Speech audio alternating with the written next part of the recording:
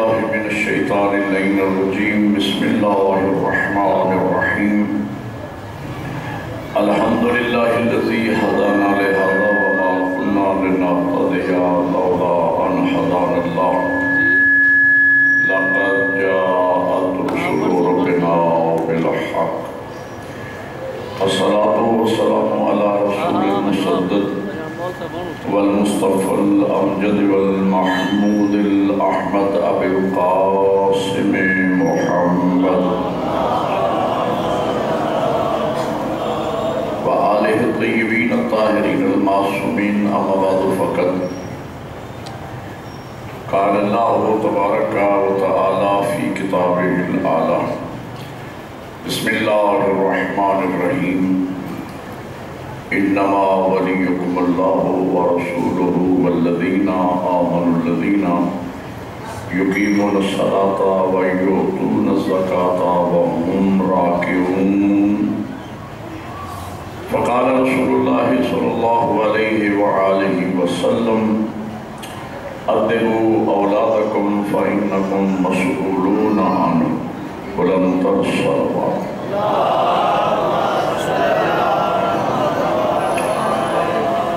برادران ایمانی موالیان حیدر کرار و عاشقان حسین بن علی، آج کی یہ مجلس ہمارے اس خمسہ مجالس کی تیسری مجلس ہے اور میں نے قرآن مجید کی معروف ترین آئے وفی ہدایہ کو سرنامہ گفتگو قرار دیا، جس میں خالق کائنات ولایت کا ذکر فرما رہا ہے۔ اور پہلی مجلس میں نے عرض کیا تھا کہ ولایت کا معنی حکومت ہے، ولایت کا معنی اختیار ہے، اور دو ولایتوں کا ذکر قرآن میں اللہ نے فرمایا ہے۔ اللہ ولی الذین آمنوا یخرجہم من الظلمات الی النور والذین کفروا اولیاؤہم الطاغوت یخرجونہم من النور الی الظلمات۔ ایک ولایت الہیہ ہے، اللہ کی ولایت ہے جو مومنوں پر قائم ہوتی ہے، اور دوسری شیطان کی ولایت ہے، طاغوت کی ولایت ہے کہ جو کافروں کے لیے ہے۔ ولایت الہیہ یعنی الہی حکومت۔ اب یہاں پر ہر انسان کو کسی نہ کسی کی حکومت کے تحت تو زندگی گزارنا پڑے گی، اب چاہے وہ حکومت الہیہ کے سائے میں زندگی گزارے یا حکومت طاغوت کے سائے میں زندگی گزارے۔ حکومت الہیہ کا جو نظام ہے اللہ اپنے بندوں کے ذریعے قائم کرتا ہے۔ اللہ یہ ولایت اور اختیار نبی کو دیتا ہے، اور نبی کے لیے فرماتا ہے کہ من یطع الرسول فقد اطاع اللہ، جس نے میرے رسول کی اطاعت کی گویا اس نے میری اطاعت کی، یعنی میرے رسول کی ولایت میری ہی ولایت ہے، اللہ ہی کی ولایت۔ پھر رسول اللہ کے بعد ولایت کا نظام آگے بڑھتا ہے، امامت میں ٹرانسفر ہو جاتا ہے، اور 12 ائمہ باری باری اللہ کے دیے ہوئے اختیار جو نبی سے امام میں ٹرانسفر ہوا، اس اختیار کے تحت وہ نظام قائم کرتا ہے، اور اس نظام کو بھی جو نظام امامت و ولایت ہے وہی نظام رسالت بھی ہے اور وہی نظام الہیہ بھی ہے۔ اور اس کے بعد پھر غیبت کبریٰ کے زمانے میں جب امام پردہ غیب میں تشریف لے جاتے ہیں تو نائب امام کی حکومت ولایت فقیہ کہلاتی ہے۔ اب یہاں پر بعض لوگ یہ سوال کرتے ہیں کہ امام کا نائب غیر معصوم کیسے ہو سکتا ہے، یہ ولایت غیر معصوم کو ٹرانسفر کیسے ہو سکتی ہے؟ توجہ، آپ غور فرمائیں گے، یہ ولایت الہیہ جو رسول اللہ کو ملی، رسول اللہ کے بعد مولا علی کو ملی، اور مولا علی سے چلتے چلتے آخری امام تک پہنچی، وہ تو نبی بھی معصوم اور آئمہ بھی معصوم، تو معصوم کے بعد یہ ولایت غیر معصوم کو کیسے ملی؟ میں کہتا ہوں کہ ولایت کا جو نظام ہے وہ اللہ کا بنایا ہوا ہے۔ ایک سوال کا مجھے جواب دیں کہ کیا ہر باپ اپنی اولاد پر ولی شرعی ہے یا نہیں؟ بولو سارے لوگ۔ حاجی صاحب بیٹھے ہیں، ان کے بیٹے، ان کی بیٹیاں، ان کی زوجہ، یہ ان کے لیے ولی شرعی ہیں۔ میں اپنی اولاد کے لیے، اپنے گھر والوں کے لیے، اپنے بچوں کا ولی شرعی ہوں۔ ولی شرعی ہوں کا کیا مطلب ہے؟ یہ ولایت مجھے اللہ نے عطا فرمائی۔ ہر شوہر بیوی کا ولی شرعی ہے، قبلہ نیاز صاحب بیٹھے۔ ہر باپ اپنی اولاد کا ولی شرعی ہے، اس کی ولایت میں ہے۔ ولایت یعنی حکومت، ولایت یعنی اختیار، اور یہ باپ کو اولاد پر حکومت کا اختیار و ولایت اللہ نے عطا فرمایا ہے۔ بیوی پر ولایت شوہر کو اللہ نے عطا فرمائی ہے، اور مولا امیر المومنین ارشاد فرماتے ہیں لا بد للناس من امیر، لوگوں کے لیے ایک امیر کا ہونا ضروری ہے۔ قرآن اس کی تائید کرتا ہے وَلِكُلِّ قَوْمٍ ہاد، ہر قوم کے لیے ایک ہادی ہوتا ہے، ہر قوم کا ایک امیر ہوتا ہے، ہر قوم کا ایک سردار ہوتا ہے۔ یہ ایک نظام ہے۔ اگر اپنی اولاد کے لیے اور اپنی بیوی اور بچوں کے لیے جو گھر کا سربراہ ہے وہ ولی شرعی کہلاتا ہے، کیا مطلب؟ یعنی شریعت مقدسہ نے اس کو ولایت عطا فرمائی ہے، اور یہ ولایت اللہ کی طرف سے۔ تو جس طرح غیر معصوم گھر کا سربراہ اللہ کی ولایت کا حامل ہو سکتا ہے، تو ولی فقیہ بھی غیر معصوم کا نائب بن سکتا ہے۔ اچھا، بعض لوگ جو ولایت فقیہ کی مخالفت کرتے ہیں وہ اپنے لیے وکالت کو جائز سمجھتے ہیں۔ آپ جانتے ہیں کہ جب یہاں اعلان ہوتا ہے، محمد علی بھائی اسٹیٹ سیکرٹری اعلان کرتا ہے تو کہتے ہیں کہ اب آپ کے سامنے فلاں علامہ وکیل ولایت علی ابن ابی طالب، کہتے ہیں وکیل ولایت علی ابن ابی طالب۔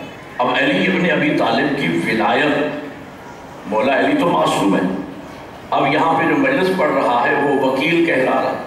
اگر مجلس پڑھنے والا ذاکر یا خطیب یا علامہ ولایت علی ابن ابی طالب کا وکیل بن سکتا ہے، تو جامع الشرائط مجتہد ولی فقیہ کیوں نہیں بن سکتا؟ تو بولو یار میرے ساتھ، توجہ فرما رہی ہے۔ یہ بھی تو غیر معصوم ہے، یہ تو پڑھا ہوا بھی نہیں ہے، وہ تو جامع شرائط مجتہد ہے۔ یہ ولایت کا ایک نظام ہے جس کے بغیر چارہ نہیں ہے۔ ولایت کا معنی ہے حکومت۔ اب میں ایک نئے پہلو پہ آج گفتگو کرنا چاہتا ہوں۔ پیغمبر اسلام کی حدیث ہے اَدِّبُوا أَوْلَادَكُمْ فَإِنَّكُمْ مَسْئُولُونَ عَنْهُمْ، اولاد کی تربیت کرو، اولاد کے بارے میں جو ولی شرعی ہے اس سے قیامت کے دن سوال کیا جائے گا، اولاد کے بارے میں پوچھا جائے گا۔ میں عرض یہ کرتا ہوں کہ اولاد کا پیدا کرنا واجب نہیں، اولاد کی تربیت کرنا واجب ہے۔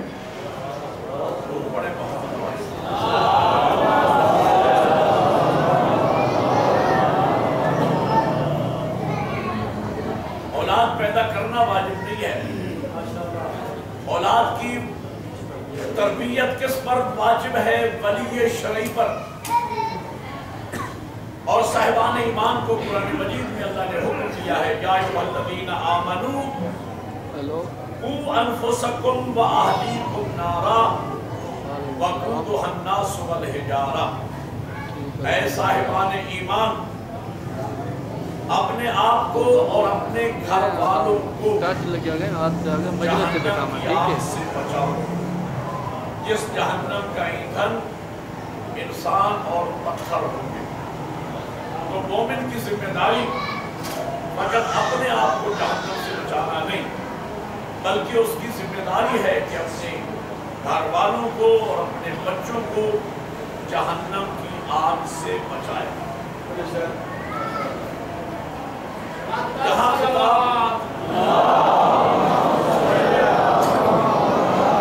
خطاب صاحبان ایمان سے ہے.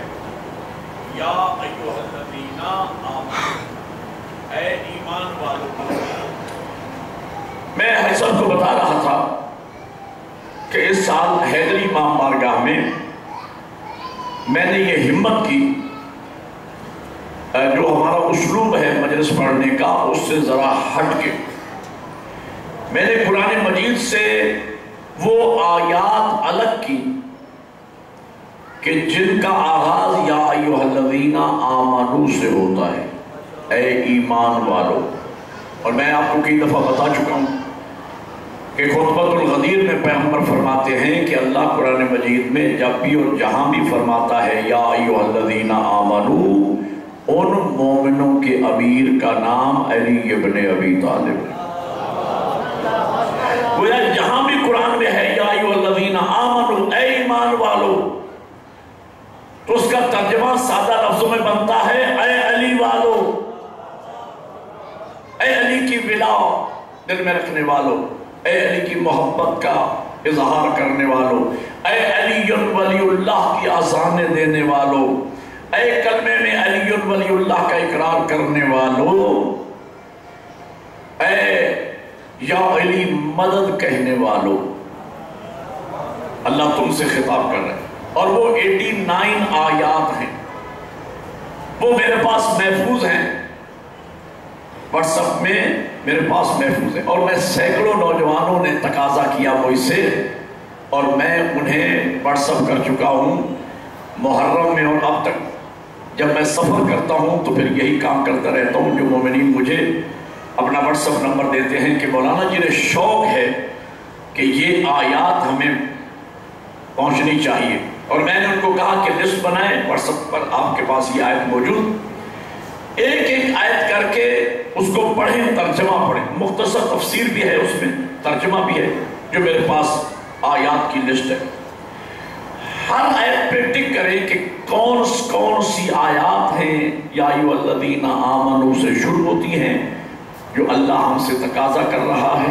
کس چیز کا تقاضا؟ اور وہ تقاضا ہم پورا کر چکے یا نہیں، اس پہ عمل ہو چکا ہے یا نہیں، یا اس پہ ہم عمل کر رہے ہیں یا نہیں. جن پہ عمل کر چکے ہیں اس پہ ٹک کر دیں، جن پہ عمل نہیں ہو سکا ان کو الگ کریں ان آیات کو، اور ان آیات پہ زندگی میں عمل کرنے کی کوشش کریں. آپ میں سے بھی اگر کوئی چاہے گا تو میں وہ آیات نوجوانوں کو واٹس ایپ کے ذریعے بھیج دوں گا. اور میں چونکہ ترغیب دیتا رہتا ہوں، خود اس میں پہلے عامل ہوں. میرے بچے بھی الحمدللہ جتنے بالغ بچے ہیں وہ سب قرآن مجید ترجمے کے ساتھ پڑھ چکے، گھر والے بھی پڑھ چکے. میں بھی الحمدللہ ترجمے کے ساتھ ہی ہمیشہ تلاوت کرتا ہوں. یہ ایک معمول ہے، اور میری یہ خواہش ہے کہ نوجوان اپنی زندگی کا معمول بنائیں کہ وہ کم از کم صبح کی نماز کی تاکیبات میں ترجمے کے ساتھ قرآن پڑھنا اپنی زندگی کا معمول بنا لیں. اور 5-10 نوجوان یہاں بھی ایسے ہیں، مانا ہمدانی میں زیادہ ہوں گے، لیکن جو مجھ سے آ کے ملے اور جنہوں نے میرے سامنے اقرار کیا کہ آپ کی ان تقاریر کے بعد ہم نے زندگی کا معمول بنا لیا ہوا ہے، اور کئی بچے تو ایسے بھی ہیں جوان کے جنہوں نے بتایا کہ ہم قرآن ترجمے کے ساتھ ختم کر چکے ہیں۔ آپ کی اسی مجمع میں اور اسی آپ کی بستی میں ایسے نوجوان بھی ہیں۔ یہی تقریر میں نے پچھلے دنوں اکاڑا میں کی، مجمع تھا، کثیر مجمع تھا۔ وہاں ایک بزرگوار بعد میں مجھے ملے، انہوں نے کہا اس شرط پر کہ میرا نام نہ بتایا جائے کسی کو، اس لیے میں نے مجلس میں وعدہ نہیں کیا۔ الگ ملاقات میں انہوں نے مجھے کہا کہ آپ مجلس میں اعلان کریں کہ جو نوجوان یہ عہد کرے کہ میں قرآن مجید ترجمے کے ساتھ پڑھوں گا بلا ناغہ، تو اس کو میری طرف سے مولانا فرمان علی نجفی صاحب کا ترجمہ قرآن بطور ہدیہ دیا جائے۔ اور اگلے ہی دن انہوں نے 25 قرآن مجید لاہور سے منگوا لیے، وہ پارسل کے ذریعے سے۔ اور آخری مجلس میں وہاں چونکہ خمسہ چل رہا تھا، تو آخری مجلس میں کم از کم 30 نوجوان مومنین و مومنات میں سے بچے ایسے پیدا ہو گئے کہ جنہوں نے عہد کیا کہ ہم قرآن مجید ترجمے کے ساتھ پڑھا کریں گے، اور میں نے اپنے ہاتھوں سے انہیں آخری مجلس میں وہ قرآن تقسیم کیے۔ اور ایک اعلان پھر میں نے اپنی طرف سے کیا کہ جو نوجوان پورے اعتماد اور ذمہ داری کے ساتھ اگلے سال ان مجالس میں یہ خوشخبری ہمیں دے گا کہ میں نے پورے سال میں ترجمے کے ساتھ قرآن مجید پڑھ لیا ہے، تو اسے انہی دنوں میں اگلے سال نہج البلاغہ اور صحیفہ کاملہ ترجمے کے ساتھ تحفے میں دیا جائے گا۔ اور اس نوجوان، اس بزرگوار نے جس نے کہا کہ میرا نام نہیں لینا، اور اتفاق سے میں آپ کو بتا دوں، خوشی کی بات یہ کہ وہ اس بزرگوار کا تعلق بھی ڈیرہ غازی خان سے، میں اتنا بھی بتا دوں کہ کھوسا برادری سے، وہ وہاں شاید آپ میں سے کوئی پہنچ بھی جائے، وہاں فرید شوگر مل میں وہ جی ایم ہے، کھوسا برادری سے تعلق رکھتے ہیں۔ انہوں نے کہا کہ قرآن 25 قرآن منگوا کے اس نے دیے، اور کہا کہ مولانا یہ تحریک آپ شروع رکھیں پورے پاکستان میں جہاں تک آپ کی آواز پہنچ سکتی ہے، اور کم از کم ہر مہینے پہلی تاریخ میری طرف سے 5 قرآن ترجمے والے آپ کو پہنچایا کریں گے، آپ جہاں چاہیں تقسیم کریں۔ تو یہاں بھی ہو سکتا ہے اگر کوئی ایسا مومن پیدا ہو جائے کہ وہ یہ وعدہ کرے کہ ہم قرآن مجید منگوا لیتے ہیں، شاید ڈیرہ غازی خان سے ہی ترجمے والے قرآن مجید مل جائیں گے، اور نوجوان یہاں وعدہ کریں، 1 2 5 10 20 نوجوان یہ عہد کریں مجلس میں، اور نام حاجی صاحب قبلہ کے پاس لکھوا دیں کہ ہم یہ عہد کرتے ہیں سرکار ابوالفضل العباس علیہ السلام کے علم کے سائے میں اللہ کے حضور امام زمن کو حاضر ناظر جان کر ہمارے زمانے کی حجت موجود ہیں، ہم یہ عہد کرتے ہیں کہ ہم بلا تعطل بلا ناغہ جب تک قرآن ختم نہیں ہو جاتا ہم روزانہ کی بنیاد پہ ترجمے کے ساتھ سمجھ کے قرآن پڑھیں گے۔ اس عہد کے ساتھ جو نوجوان نام لکھوائے گا، اگر کوئی مومن مخیر نہ بھی پیدا ہوا قرآن دینے کے لیے، تو مولانا ضمیر نقوی اپنی فیس سے قرآن خرید کے دے گا۔ اب دیکھتے ہیں آپ میں سے کوئی نوجوان، اور پرسوں آخری مجلس ہے، کل تک نام لکھوا دیجئے جو اس عہد کے ساتھ، عہد یاد رہے، بلا ناغہ قرآن مجید ترجمے کے ساتھ، صبح کی تعقیبات میں، ظہرین کی تعقیبات میں ترجمے کے ساتھ ایک دفعہ زندگی میں پڑھنا واجب ہے، پھر روٹین بن جائے گی۔ پھر جب قرآن کے ساتھ اس کا ذوق مل جائے گا تو پھر اس کو وہ دن اچھا نہیں لگے گا جس دن وہ تلاوت قرآن نہیں کرے گا۔ تو جب میری ملت کے بچے اور نوجوان قرآن سے متمسک ہو جائیں گے تو پھر سارے مسائل ہی حل ہو جائیں۔ بہرحال یہ میں نے چاہ رہا تھا کہ اعلان کروں، کل تک اگر نام آ جائیں گے تو پرسوں ہم کوشش کریں گے کہ آخری مجلس میں قرآن مجید جتنے آپ نوجوان اس عہد کے ساتھ، عہد سخت ہے، ایسا لو کہ نام سب لکھوا دے اور پڑھے کوئی بھی نہ، تو پھر اس سے قرآن ہی حساب لے گا۔ ہاں بچوں میں سے بھی، مطلب میری بہنیں ہیں، مائیں بہنیں بیٹیاں ہیں، ان میں سے بھی اگر کوئی بہن یا بیٹی یہ عہد کرے سرکار وفا کے علم کے سائے میں کہ ہم قرآن ترجمے کے ساتھ پڑھیں گے بلا ناغہ، تو ان بچیوں کو بھی، بیٹیوں بہنوں کو بھی قرآن دیا جا سکتا ہے۔ محمد علی بھائی یہ عہد کرتے ہیں کہ یہ قرآن مجید ترجمے کے ساتھ پڑھیں گے، تو ہم کوشش کریں گے کہ جو اور بھی عہد یاد رکھنا ہے، بات عہدی نہیں پڑھو گے قرآن مجید گناہگار ہوگے خدا کے نزدیک۔ بہرحال جو بھی یہ عہد کرے گا نام آپ نے لکھوا دینا ہے حاجی صاحب کے پاس۔ آخری مجلس میں ہم پوری کوشش کریں گے کہ قرآن ان تک پہنچے، جتنے ہم مہیا ہو سکے۔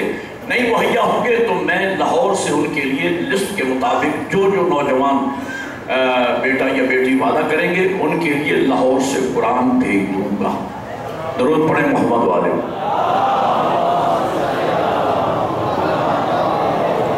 جی تو میں عرض کر رہا تھا اَتِّبُوا أَوْلَادَكُمْ فَإِنَّكُمْ مَسْئُولُونَ، ایک مطلب عرض کرنا ہے، اور یہ مطلب اگر میں سمجھا سکا تو یوں سمجھو کہ میں نے معنی آمدانی میں پورا اشرا مکمل کر لی۔ اتنا اہم ترین مطلب عرض کرنے چلا ہوں، لیکن بات کو سمجھنا، میں عرض کیا کرتا ہوں مجلس میں اتنا بولنا ضروری نہیں جتنا مجلس کو سمجھنا ضروری ہے۔ اللہ معصوم اولاد ہر کسی کو دیتا ہے، معصوم بچے اللہ ہر کسی کو دیتا ہے۔ معصوم سے میری مراد وہ منصب عصمت نہیں جو نبی اور امام کے سر پہ اللہ تاج عصمت رکھتا ہے، وہ معصوم مراد نہیں۔ معصوم سے مراد گناہوں سے پاک۔ بچہ اصطلاحاً معصوم ہوتا ہے، بچے ماں کی گود میں جب پیدا ہوتے ہیں آتے ہیں تو معصوم، بچہ ماں کی گود میں آیا تو معصوم، سال کا ہے تو معصوم، 2 سال کا ہے تو معصوم، 5 سال کا ہے تو معصوم، گناہوں سے یعنی پاک۔ اللہ معصوم اولاد ہر کسی کو دیتا ہے۔ توجہ، اللہ نے نظام ہدایت ہمیں عطا فرمایا ہے، جس پر گزشتہ مجالس میں گفتگو ہو رہی تھی۔ نظام ہدایت، اس نظام ہدایت کا حصہ انبیاء بھی ہیں، آئمہ بھی ہیں، اہل بیت بھی ہیں۔ نظام مرجعیت و اجتہاد بھی اس نظام ہدایت کا حصہ ہے، علماء بھی اس نظام ہدایت کا حصہ ہے، عقل انسانی اس نظام کا حصہ ہے۔ ولی شرعی اولاد پر باپ، بیوی پر شوہر، ولی شرعی اللہ کی طرف سے یہ ولایت ملی۔ شوہر کو بیوی پر، اولاد پر باپ کو جو ولایت ملی یہ اللہ کی طرف سے ولایت ہے۔ ولایت یعنی حکومت، ولایت یعنی اختیار، یہ بھی اس ہدایت کے نظام کا حصہ ہے۔ مجلس حسین یہ بھی اس نظام ہدایت کا حصہ ہے۔ توجہ فرما رہے ہیں؟ اللہ نے ایک ایسا منظم ترین نظام ہدایت ہمیں عطا فرمایا ہے، جس میں قرآن ہے، جس میں کلام معصوم ہے۔ اگر ہم اس پورے نظام ہدایت کو، توجہ میری طرف رہے، سامنے رکھ کر اپنے بچوں کی تربیت کا بندوبست کریں تو جو معصوم بچے اللہ نے ہمیں عطا فرمائے، ہم اس نظام ہدایت کے سائے میں ان کی تربیت کر کے معاشرے کو معصوم ہی پر ڈال سکتے ہیں۔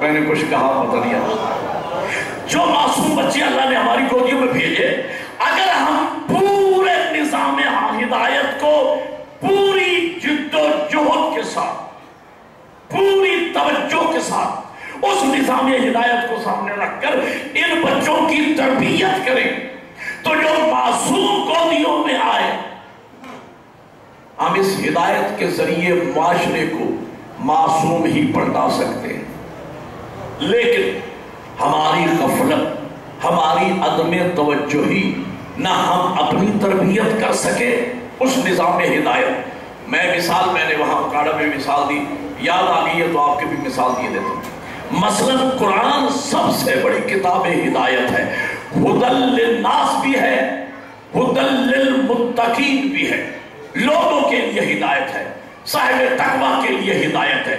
قرآن کتاب ہدایت ہے، سب مانتے ہیں۔ ایک ہندو مسلمان ہو جاتا ہے، ہندو ہے، کافر ہے، مسلمان ہو گیا۔ اب جیسے اس نے کلمہ پڑھ لیا، مومن ہو گیا، مثلا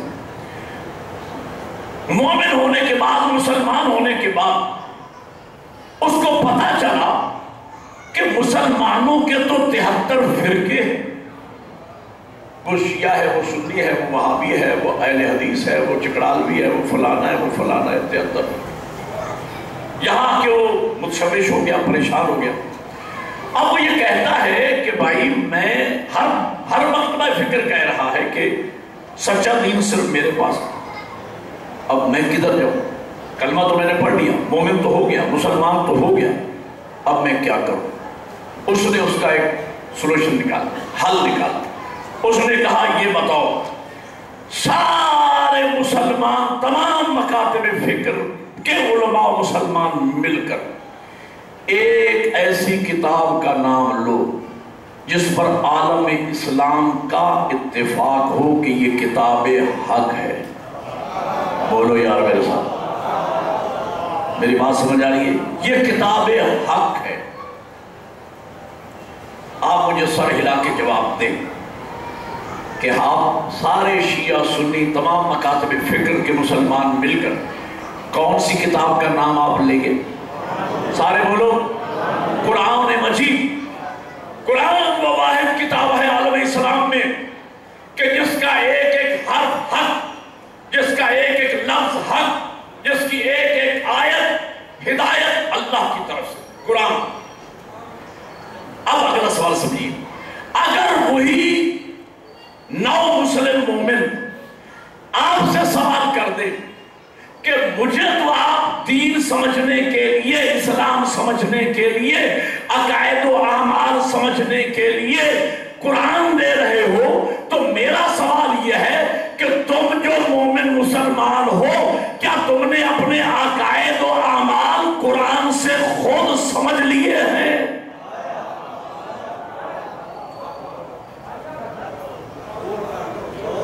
آپ مجھے بتائیں کہ ہمارا جواب کیا ہوگا؟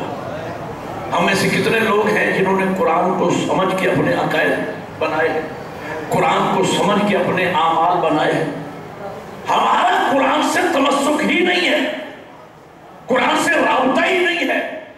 اگر انالیسس کیا جائے تو سوائے گنتی کے 2 4 5 10 آدمی کہہ سکیں گے کہ بھائی ہم نے قرآن مجید سمجھ کے پڑھا ہے اور ہم نے جو عبادات ہیں۔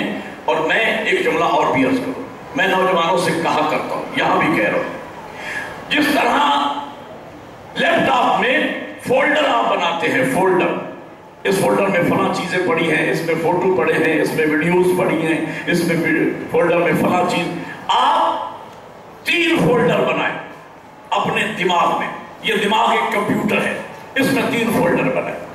ایک فولڈر میں آپ عقائد رکھ دیں، جو آپ کی عقائد ہیں، عقیدہ توحید، عقیدہ نبوت، عقیدہ معاد، عقیدہ عدل الہی، عقیدہ امامت و ولایت، عقائد قرآن کے متعلق عقیدہ، فرشتوں کے متعلق عقیدہ، جنت و جہنم کے متعلق جو کنسپٹ ہے آپ کا، عقائد ایک فولڈر میں رکھیں۔ ایک فولڈر میں نماز، روزہ، حج، زکوٰۃ جو آپ بجا لاتے ہیں، ایک فولڈر میں وہ رکھیں، ایک فولڈر خالی رکھیں۔ اب بالترتیب ایک عقیدہ نکالیں، مثلا عقیدہ توحید۔ اب پڑھیں قرآن، اب پڑھیں احادیث معصومین، اور حدیث کے صحیح ہونے کی دلیل یہ ہے، حدیث پیغمبر ہو یا حدیث امام میں معصوم ہو، اس کے سچے ہونے کی ایک ہی کسوٹی ہے کہ حدیث معصوم نکالے ادھر قرآن کی آیت، دونوں کا وزن برابر ہو. تھوڑا مشکل جملہ ہے، اس لیے کہ نبی فرماتے انی تارک فیکم الثقلین، کتاب اللہ ہے وعترتی اہل بیت، میں تمہارے درمیان دو برابر کی وزنی چیزیں چھوڑ کے جا رہا ہوں، ایک قرآن ایک اہل بیت. قرآن اور اہل بیت جب ہم وزن ہیں تو قرآن کی آیت کے مقابلے جو بھی فرمان معصوم ہو، اگر قرآن کے ہم وزن ہے تو وہ معصوم کا فرمان ہے. اگر قرآن کچھ کہے اور حدیث کچھ کہے تو وہ حدیث معصوم ہے ہی نہیں.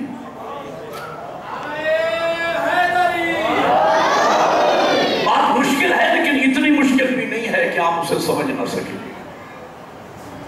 عقائد اور اعمال کو نکالتے جائیں، قرآن و حدیث معصوم سے ٹیلی کرتے جائیں. اگر قرآن و حدیث معصوم اس کی تصدیق کرتی ہے تو اسے اصل فولڈر میں آپ رکھتے جائیں. اسی طرح نماز آپ کیسے پڑھتے ہیں، قرآن اس کی تائید کرتا ہے، سیرت معصوم اس کی تائید کرتی ہے، اس کو فولڈر میں رکھتے جائیں. اور سارے عقائد و اعمال کو قرآن و احادیث معصومین سے ٹیلی کریں تاکہ آپ کو یقین کامل ہو جائے کہ میں عقائد کے لحاظ سے بھی پرفیکٹ ہوں اور اعمال کے لحاظ سے بھی مومن، مکمل مومن ہوں. کوئی ڈاؤٹ نہ رہ جائے، اس لیے کہ مسئلہ نجات کا ہے. ہمارے عقائد و اعمال ہماری مرضی کے مطابق نہیں ہونا چاہیے. عقیدہ ہندو کا بھی ہوتا ہے، عقیدہ سکھ کا بھی ہوتا ہے، عقیدہ بریلوی کا بھی ہے، عقیدہ اہل حدیث کا بھی ہے، عقیدہ دیوبندی کا بھی ہے، عقیدہ شیعہ کا بھی ہے. ہر عقیدہ نجات نہیں پائے گا. عقیدہ صرف وہ نجات پائے گا جس عقیدے کی بنیاد یا اللہ کا قرآن ہوگا یا 14 کا فرمان ہوگا.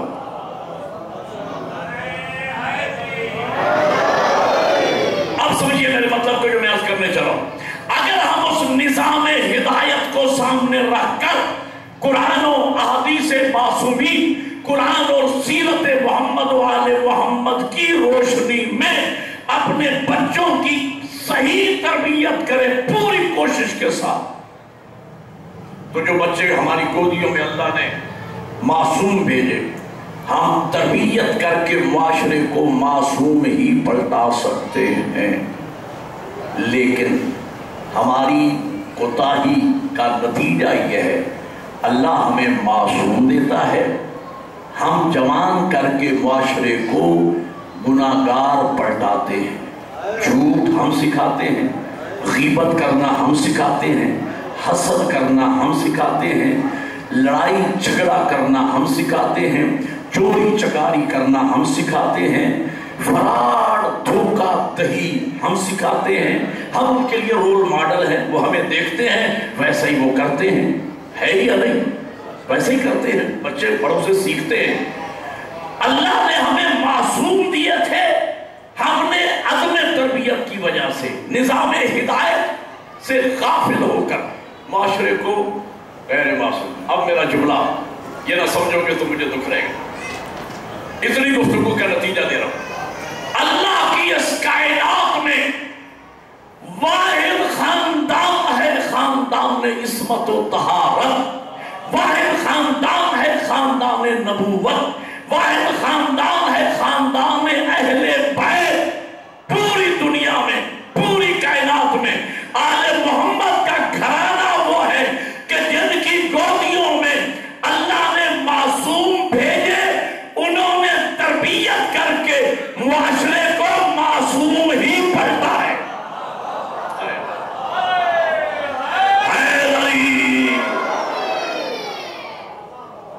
اور جو ہے مثالیں دوں گا تو بچے بھی بات سمجھ جائیں گے. پہلی مثال شہزادہ علی اکبر علیہ السلام. سر ہلا کے جواب دو. جناب علی اکبر نبی نہیں ہیں، معصوم نہیں ہیں. معصوم 14 ہیں یا انبیاء ہیں. ہمارا مذہب اس ٹائپ کا ہے کہ ہم نہ اپنی مرضی سے، دین ہمارا اس ٹائپ کا، اس بات کو پلے باندھ کے جائیے گا. ہمارا دین اس ٹائپ کا ہے کہ اس میں ہم اپنی مرضی شامل نہیں کر سکتے. اس دین کے عقائد ہوں یا اعمال، اس دین کا بنانے والا اللہ ہے۔ نبی کی ذمہ داری دین پہنچانا ہے، دین بنانا نبی کی ذمہ داری نہیں۔ نبی نہ دین میں کمی کر سکتا ہے نہ اضافہ کر سکتا ہے، نبی کا کام پہنچانا، رسول کا کام پہنچانا۔ آئمہ بھی دین میں کمی یا زیادتی نہیں کر سکتے ہیں، ان کا کام ہے جو اللہ نے دین بنایا، منو ان نبی نے پہنچایا۔ آئمہ کی ذمہ داری صرف اتنی ہے کہ اس دین کی منو ان کلیات و جزیات کے ساتھ اس دین کی حفاظت کرے اور اس دین کی تشریح دین بنانے والے کی منشا کے مطابق کرے۔ یہ امام معصوم کی ذمہ داری۔ جب معصوم نبی اور امام دین میں کمی زیادتی نہیں کر سکتا تو مولوی یا ذاکر کو کیا حیثیت ہے اس کی کہ وہ دین میں کمی زیادتی کرے؟ بولو یار میرے ساتھ۔ اور بھائیوں، یہ مجالس دین بتانے کے لیے ہیں، دین بنانے کے لیے نہیں۔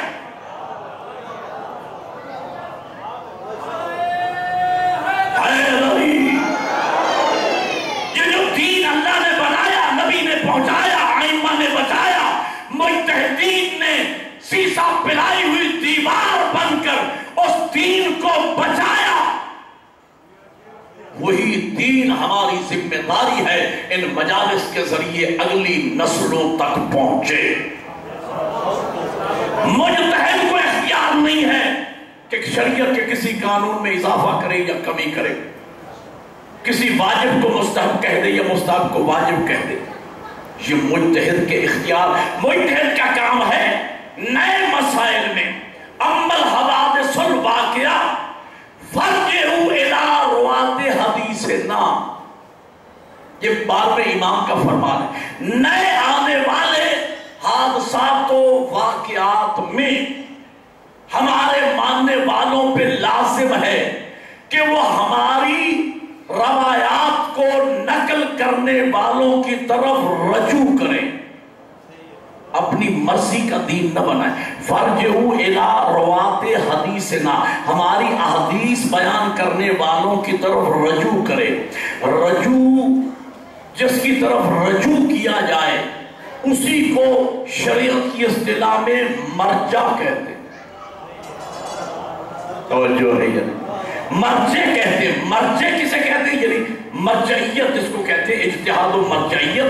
یہ مرجعیت کی لفظیں امام معصوم نے عطا فرمائی۔ لفظ مرجع بھی حدیث میں ہے، لفظ تقلید بھی حدیث میں ہے، لیکن وہ مومن جو من کنت مولا ہو فہذا علی مولا، پہلے محمد کی حدیث پہ تو ایمان لاتا ہے، 11ویں محمد کی حدیث کو نہیں مانتا، 12ویں محمد کی حدیث کو نہیں مانتا۔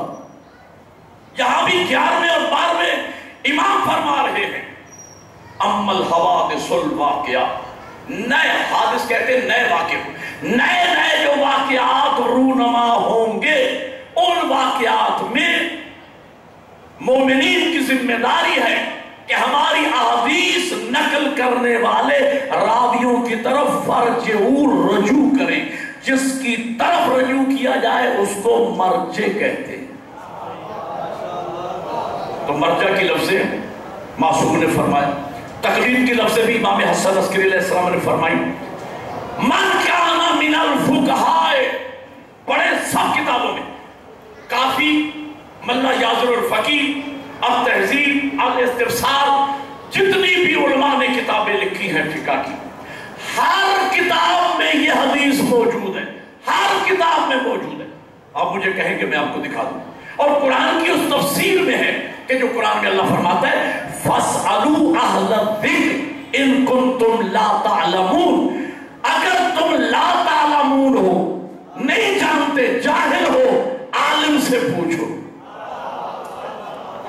عالم، حقیقی عالم 14 ہیں، 14، 12واں امام بھی پردہ غیب میں ہے، اب رابطہ نہیں ہے ہمارا۔ امام نے رابطے کا دروازہ بند کر لیا جب تک ظہور نہیں ہو جاتا حکم خدا۔ اب اہل ذکر کون ہیں؟ اہل ذکر وہی ہیں جو نظام معصوم ہمیں دے کر گئے کہ ہمارے بعد ان سے رجوع کرنا، وہی اہل ذکر ہیں۔ ان سے پوچھنا اور جو وہ بتائیں اس پہ عمل کرنا، اس کو تقلید کہا جاتا ہے۔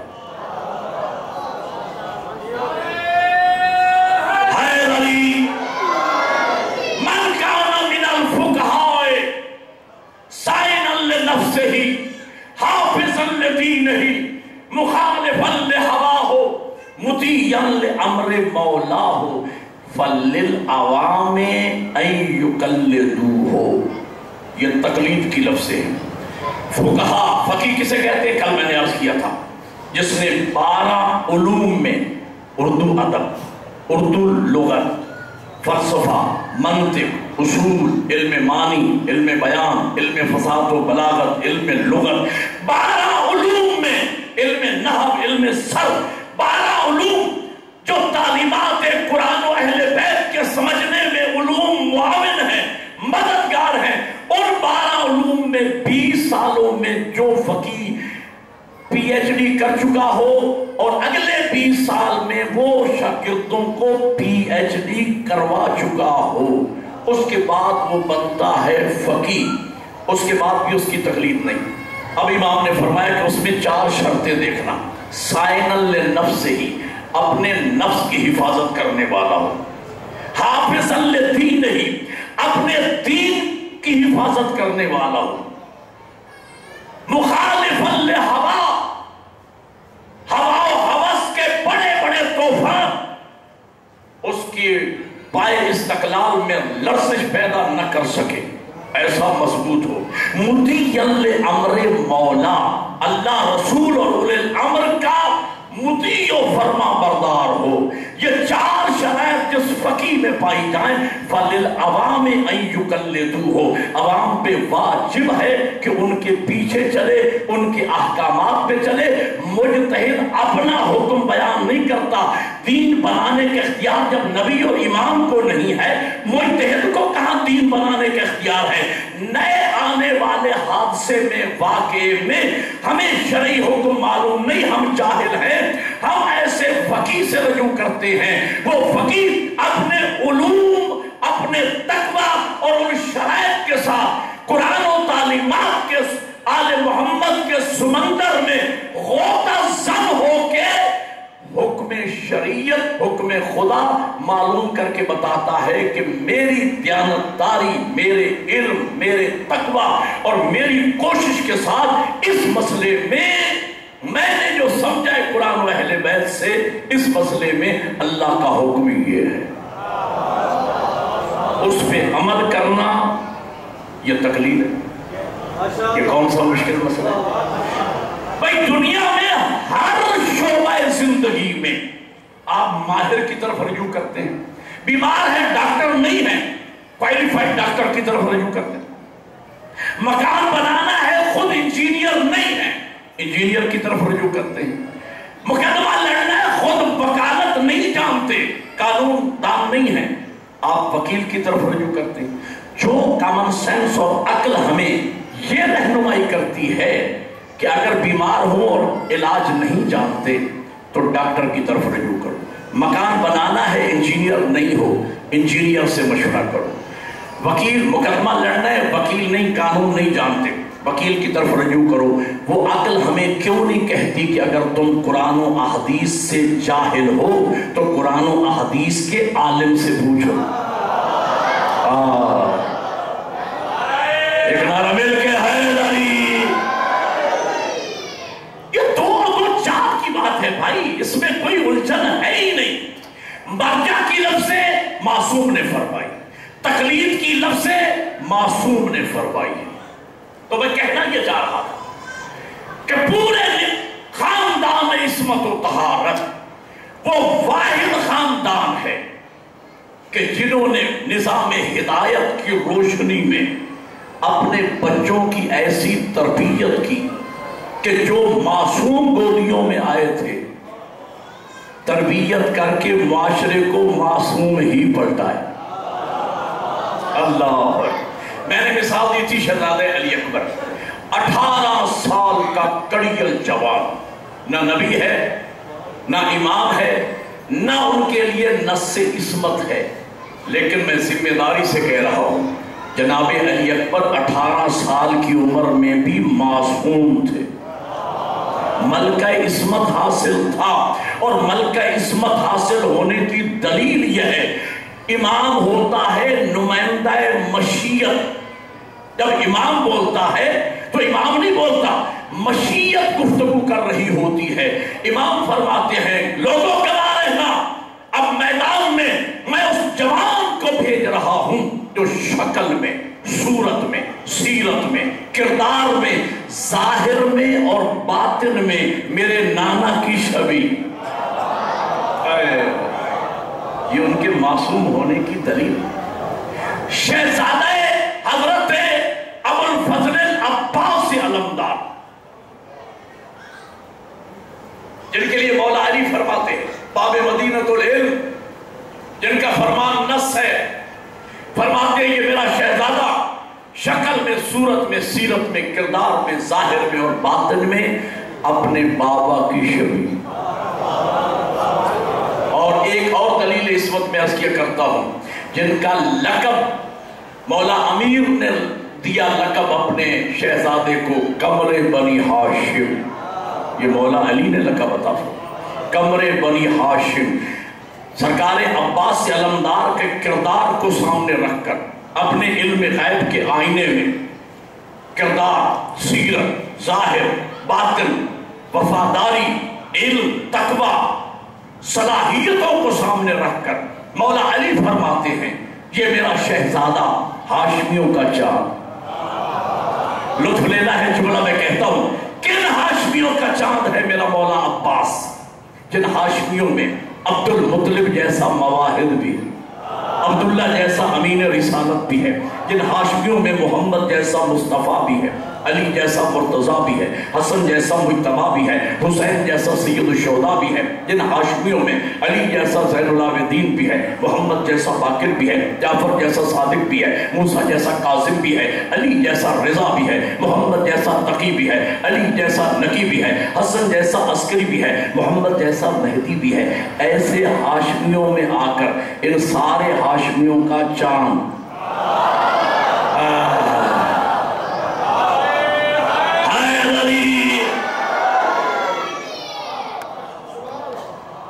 اس مقام پہ میں پہنچ کر سرکار ابو الفضل عباس کا ایک معجزہ عرض کیا کرتا ہوں۔ بسم اللہ مولانا، آگے آگے یہاں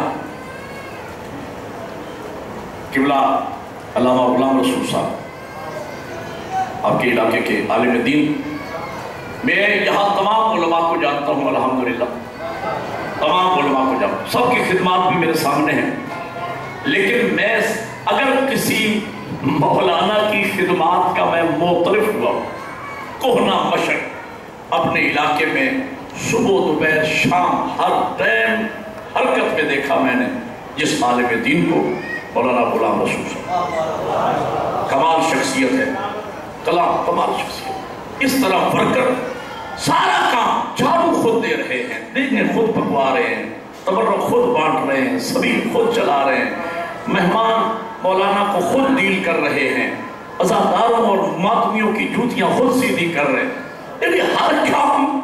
ایسے علماء اگر ہمارے علاقوں میں پیدا ہو جائے تو یہ بہت جلدی شعور بیدار ہو جائے قوم میں۔ بہرحال اللہ جزائے خیر عطا فرمائے، تشریف لائے ہیں قبلہ کی صحت و سلامتی کے لیے، بلند آواز سے درود پڑھ دیں محمد والے۔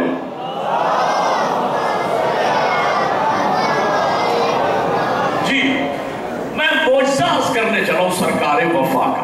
معجزہ کسے کہتے ہیں؟ بھائی یہ کبھی نہ ہوا ہے نہ ہوگا کہ سورج اپنی پوری آب و تاب کے ساتھ نصف النہار پہ چمک رہا ہو اور چاند کی روشنی میں کمی نہ آئے۔ بولو یا نہیں نہ سو جا، کبھی ایسا